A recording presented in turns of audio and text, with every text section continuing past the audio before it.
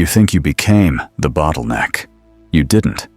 A bottleneck controls the flow. You just ended it. Every person you cut off, you called it strategy. The quiet that followed, you called it proof. You didn't reach the top of anything. You reached the end of it. So let's talk about what you actually did. You didn't build power. You built distance. And you got good at it. Someone texted, and you let it sit. Not because you were busy, because answering felt like being needed, and being needed felt like being weak.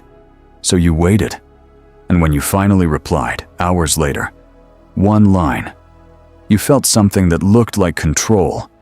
You cut the friend who talked too much, cut the one who asked for too much, cut the ones who wanted more of you than you wanted to give, and every time you called it the same thing. Boundaries, standards, respect.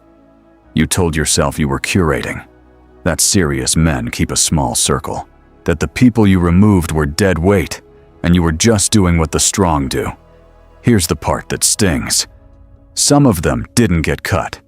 They just stopped trying, and you didn't even notice the difference. A door you slammed and a door that quietly stopped opening look exactly the same from inside the room. Every name you removed, the room got quieter, and you read the quiet as proof. Fewer people, less noise, must mean you're winning.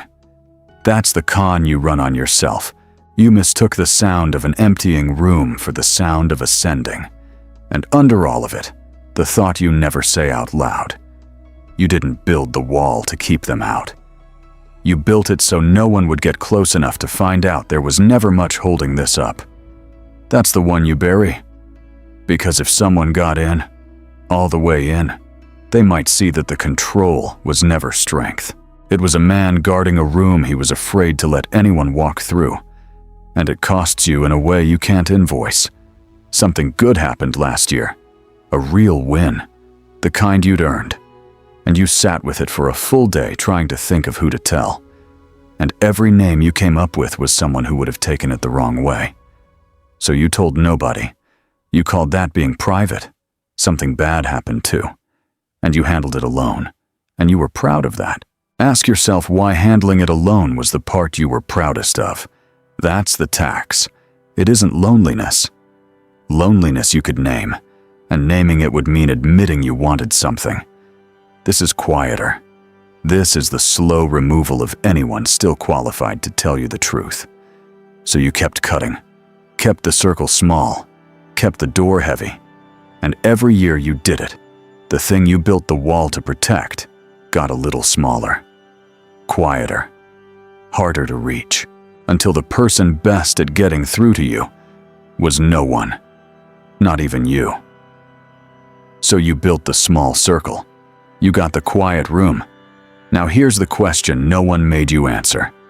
What passes through it? Because that was the whole promise. Become the point everything flows through. Control the access, control the outcome. The bottleneck. Make yourself the part of the system that can't be skipped. And right about now is when you usually look away. You know the move. The chapter gets too close, and you find a reason to check something else. Stay. Because here's where it gets worse. The bottleneck wasn't a mistake you made. It was one you perfected. A bottleneck controls the flow. A dead end just ends it. That's the difference nobody told you. A bottleneck is narrow, but things still move through it. That's what makes it powerful. What you built doesn't narrow the flow. It stops it. You didn't become the point everyone passes through. You became the point where it all stops moving. There's a name for the seat you're sitting in. The dead-end throne. It looks like a throne. Elevated. Untouchable. Yours alone. But a throne at the end of a road that goes nowhere isn't power. It's just the best chair in an empty room. You're not presiding over anything. You're just the last stop before the wall. And here's the part that should sting more than it does. You think this is the ruthless read, the cold Machiavellian truth. It isn't. It's the misreading. Machiavelli never told you to empty the court. Read him again. Chapter 17. The question was never whether to be loved. It was whether your safety should depend on it. He said, don't let your security rest on the affection of others, because affection is fragile. He never said cut them loose. A prince alone in his fortress isn't feared. He's irrelevant. Fear needs someone left in the room to feel it. You took, don't depend on being loved, and turned it into, don't let anyone close. That's not his logic. That's your wound, wearing his name. And Seneca, the man they quote to justify going cold, was pointing the other way. The self-sufficiency he praised was freedom from needing others out of weakness, never the inability to have them without feeling threatened. There's a distance that comes from strength and a distance that comes from fear. Seneca lived the first. You're living the second and calling it the first. The wall was never the strategy. The wall was the symptom. So what's the move?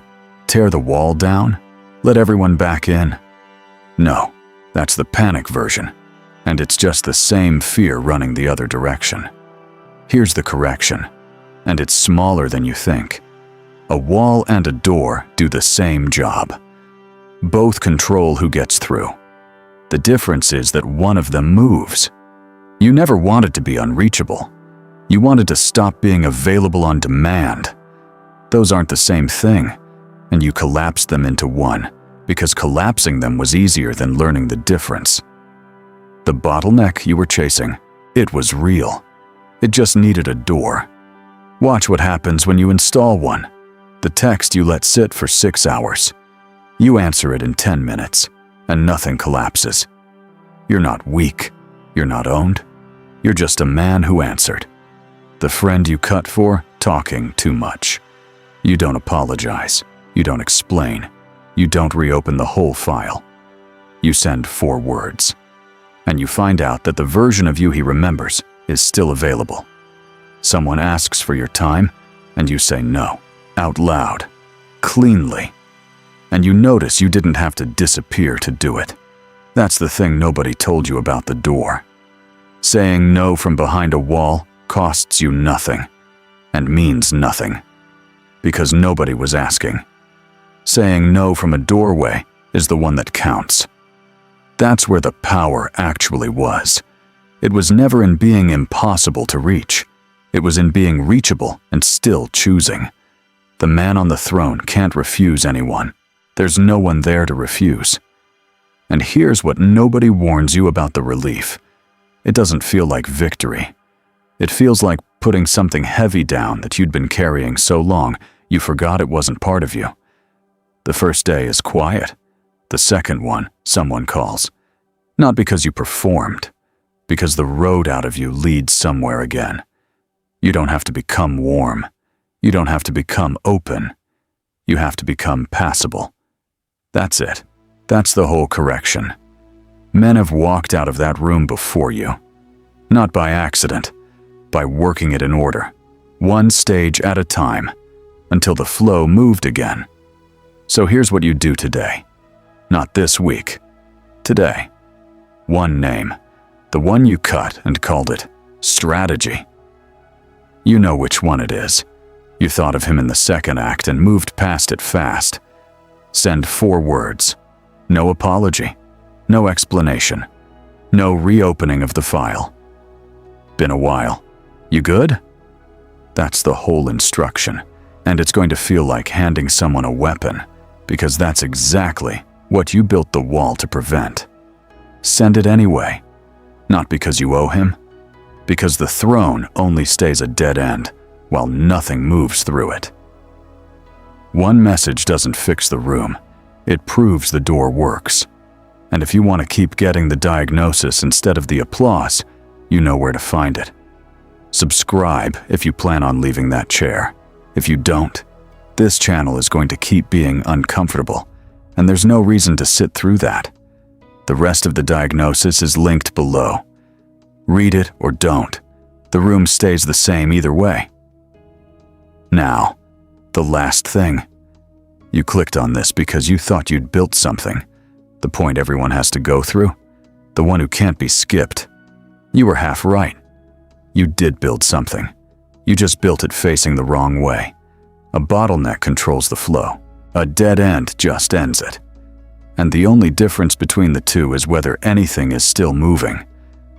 So check. Not who's in your contacts, not who follows you, not how small and disciplined and curated your circle is. Check what moves through you this week. Who reaches you? Who gets an answer? Who's still trying? If the answer is nobody, then you already know what you're sitting on. You didn't reach the top of anything. You reached the end of it.